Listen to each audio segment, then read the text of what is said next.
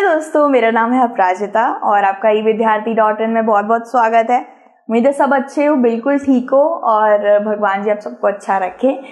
तो जैसे कि आप जानते हो, हम लोग पार्ट 8 कर रहे थे ईश्वर से अनुराग, आपकी इतिहास की किताब से।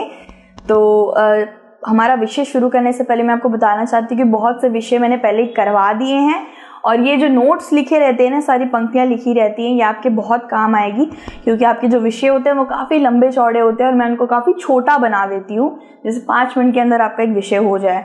तो ये जितने भी लिखे रहते हैं ना, ये सब आपको evidyarthi.in की वेबसाइट पे और ऐप दोनों में मिल जाएगा। आप आराम से जाके वहाँ पे इन्हें देख सकते हैं, ठीक है। तो विषय पे आते हैं दोस्तों, कबीर नजदीक से एक नजर। कबीर के पंथ, कबीर की साखियां, वाड़ियां हमने बहुत सुनी है, कहीं ना कहीं आपने कबीर नाम जरूर सुना होगा, है ना। तो उसी महान प्रभावशाली कबीर के बारे में हम लोग अब पढ़ने वाले हैं। कबीर 16वीं शताब्दी में आप कह सकते हैं बनारस, जो अभी वाराणसी बन गया है, ठीक है, उत्तर भारत में इनका जन्म हुआ था 16वीं शताब्दी में, ठीक है। 16वीं शताब्दी में इनका जन्म हुआ था एक मुसलमान जूलाहा परिवार में। वो कौन होते हैं दोस्तों? वो लोग होते हैं जो बुनते हैं, जो कपड़े नहीं बुनते, कपड़े बुनते हैं और अपना गुजारा चलाते हैं। उनके परिवार में कबीर का जन्म हुआ था। कबीर नाम से आपको पता चल रहा है। तो ये वाराणसी में जन्मे हैं 16वीं शताब्दी में और इनका झूला या बुनकर परिवार में इनका जन्म हुआ था, पले बड़े थे, ठीक है। तो जहाँ तक मुझे याद है, मैंने ऐसे सुना है किस्सा कि कबीर को भी जैसे कृष्ण जी को बहा दिया गया था ना, एक डोले में डाल के बहा दिया गया था उनको पानी के अंदर, वैसे कबीर को भी बहा दिया गया था। फिर एक मुस्लिम परिवार ने इनको पाला था, ऐसे करके मैंने सुना है किस्सा। अब पता नहीं कितना सच है कितना झूठा है। तो हमें उनके विचार उनके द्वारा रचित और अद्भुत भजन गायकों द्वारा गाए गए छंदों के विस्तृत संग्रह में मिलते हैं, जिन्हें साखियां और आप कह सकते हैं पद कहते हैं, ठीक है, पद कहा जाता है। देखिए समझ लीजिए मैं हूं, ठीक है। तो अभी चल रही है 2022 में कोई हर व्यक्ति मेरे घर में आके मेरे बारे में तो पता नहीं करेगा नहीं, या पूछेगा नहीं। मेरी लिखी हुई बातों से, मेरे चीज़ों से, जो भी मैंने लिखा हुआ है वो इतिहास में दर्ज होंगी, तभी तो मेरे बारे में लोग जानेंगे। लिखी हुई चीज़ों से ही तो लोग जानते हैं। भाई कबीर के बारे में अगर कोई ना जाने तो कोई दिक्कत नहीं है, क्योंकि उनकी साखियाँ, उनके पद हमें बहुत अच्छी एक सीख देती है। और इनकी साखियाँ और पद इतने मशहूर हैं कि लोग इन्हें गाते भी हैं। मतलब वो इस तरीके से लिखी गई हैं कबीर द्वारा कि उन्हें गाया भी जा सकता है। तो बहुत से लोग जो संत होते हैं और आप कह सकते हैं कि बड़े बड़े गायक होते हैं, वो कबीर की ये साखियां और पदों को गाते हैं, ठीक है। गलियों में गाते गाते फिरते रहते हैं, क्योंकि इतनी खूबसूरत तरीके से लिखी गई हैं वो। और कबीर की साखी ये कुछ इस तरीके से, मैंने यहाँ पे 2 उदाहरण लगाए हैं कबीर की साखी और पद, देखते हैं कौन से।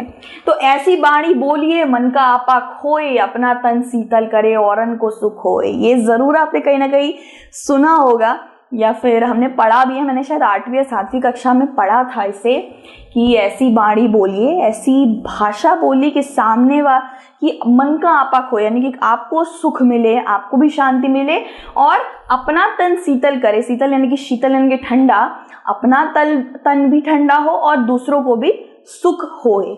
दूसरा आता है हमारा कबीर के पद।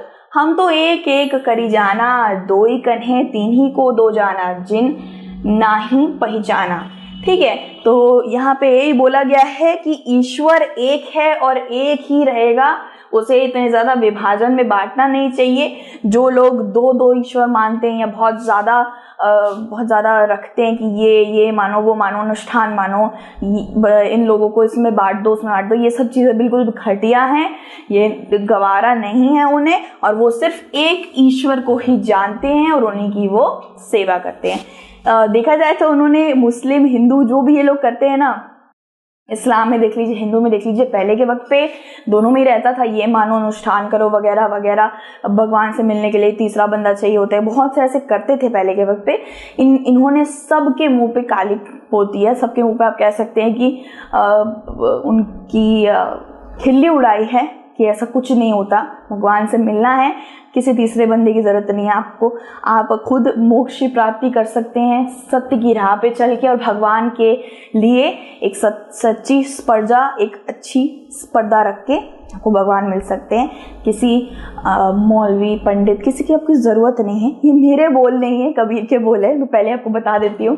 तो इसके बाद से गुरु ग्रंथ साहिब, ये जितनी भी इनकी वाणियाँ हैं, इनके पद हैं, साखियाँ हैं, जितना भी इन्होंने साहित्य अभी तक रचाया है, मतलब जितना भी इनका साहित्य था, वो सब आपको ग्रंथावलियों में मिल जाएगा, बीजाक में मिल जाएगा और गुरु ग्रंथ साहिब में मिल जाएगा। जो जितने भी सिख होते हैं उनकी पुस्तक होती है, उनकी पवित्र पुस्तक का नाम है गुरु ग्रंथ साहिब, उसमें आपको कबीर के दोहे हर चीज मिल जाएगा, बीजाक में मिल जाएगा और पंचवाणी में मिल जाएगा। ठीक है, पंचवाणी, बीजाक और गुरु ग्रंथ साहिब। ठीक है, तो कबीर, ये पूछा जा सकता है कि कबीर के दोहे, पंत और वाणियां किस किस पुस्तकों में हमें मिल सकती है, तो आप इनका नाम लिख दीजिएगा। तो कबीर की शिक्षाओं ने हमेशा धर्म परंपराओं को खारिज कर दिया था, यानी ब्राह्मणवादी हिंदू धर्म और इस्लाम, जाति व्यवस्था आदि, उन्होंने जिस भाषा का इस्तेमाल किया वह आम लोगों द्वारा व्यापक रूप से समझी जाने वाली हिंदी थी। तो जैसे कि मैंने बताया आपको, मेरी वाणी नहीं थी, इधर आपके पाठ में लिखा हुआ है कि कबीर ने हमेशा हिंदू कट्टरवाद, इस्लाम कट्टरवाद, जो भी ये सब धर्म के ऊपर ये लोग, मैं सबको नहीं कह रही हूँ, कुछ कुछ लोग होते हैं जो बहुत से नियम कानून बना देते हैं, भगवान से मिलना है तो ये करो वो करो, मोक्ष चाहिए तो ये करो वो करो, तो ऐसे होना नहीं चाहिए। उन पर इन्होंने खिल्ली उड़ाई है, हमेशा उनका अनुरोध ही किया, एक तरीके से हमेशा खारिज किया है। और साथ ही साथ इनकी जो साखियाँ, पद और जितनी भी चीज़ें उन्होंने अभी तक लिखी हैं सब हिंदी भाषा में होती थी, सबसे साधारण भाषा जो हर किसी इंसान द्वारा जानी जा सकती है। भारत के किसी कोने में भी चली जाइए, हिंदी भाषा को कोई ना कोई बंदा आपको मिल ही जाएगा। ठीक है, और कभी कभार वो कठिन भाषा भी इस्तेमाल कर लेते थे, काफ़ी कठिन, जो समझ में नहीं आती थी। तो कभी कभार गुप्त भाषा, जैसे गुप्त भाषा कहा गया है, यानी कि ऐसी भाषा जिसमें समझना ही नहीं है, जिसको अगर समझना है तो उसको तोड़ना पड़ेगा, उसका हल तोड़ना पड़ेगा। कबीर निराकार सर्वोच्च ईश्वर में विश्वास करते थे कि ईश्वर का कोई आकार नहीं, वो निराकार है, और ईश्वर से अगर आपको मिलन करना है तो मोक्ष की राह पे चलिए, सत्य की राह पे चलिए और लोगों का हित करिए, अच्छा करिए। ठीक है, भक्ति के माध्यम से मोक्ष का उपदेश देते थे। उनके अनुयायी हिंदू और मुसलमान दोनों थे। हिंदू और मुसलमान कट्टरवादियों के लिए, जिन्होंने इन्होंने कबीर जी ने खिल्ली उड़ा दी थी उनकी कि कोई अनुष्ठान ये सब वगैरह वगैरह ये सब नहीं करना चाहिए आपको, तो ऐसा नहीं कि बहुत से हिंदू इस्लाम के लोग उनके विरुद्ध हो गए थे, ऐसा नहीं है। बहुत से हिंदू और इस्लाम और मुसलमान जितने भी थे ये उनके साथ रहने वाले लोग थे। ये इन लोगों ने एक तरीके से कहते हैं ना, उनके शिष्यक बन गए, या फिर आप कह सकते हैं उनके चेले बन गए बहुत से लोग। बहुत उन्होंने नाम कमाया, कबीर ने बहुत नाम कमाया है। अगर आप गूगल पे जाके देखेंगे तो बहुत लंबा चिट्ठा, एकदम कट्ठा चिट्ठा सब आ जाएगा उनके बारे में। बहुत नामचीन प्रभावशाली संतों में आते हैं कबीर, और इनकी वाणी, साखियाँ गुरु ग्रंथ साहिब, बीजाक में मिल जाएगी और पंचवाणी में मिल जाएगी। ठीक है दोस्तों, तो कबीर के बारे में ये बहुत छोटा सा विषय था। आशा करती हूँ आपको ये विषय समझ में आया होगा, और अगर किसी भी तरीके में आपको मदद कर पाई हूँ तो कमेंट बॉक्स में मुझे ज़रूर बताइएगा। उम्मीद करती हूँ आप बिल्कुल ठीक रहेंगे और बिल्कुल स्वस्थ रहेंगे। दूसरे विषय में जल्दी से आपसे मिलते हैं। ठीक है, दूसरे विषय देख लीजिए दोस्तों। दूसरा विषय है बाबा गुरु नानक जी, नज़दीक से एक नज़र। ठीक है, तो बाबा गुरु नानक जी के बारे में दूसरे विषय में पढ़ेंगे। अपना ध्यान रखिएगा। Be happy, be positive and God bless you. Take care and bye bye.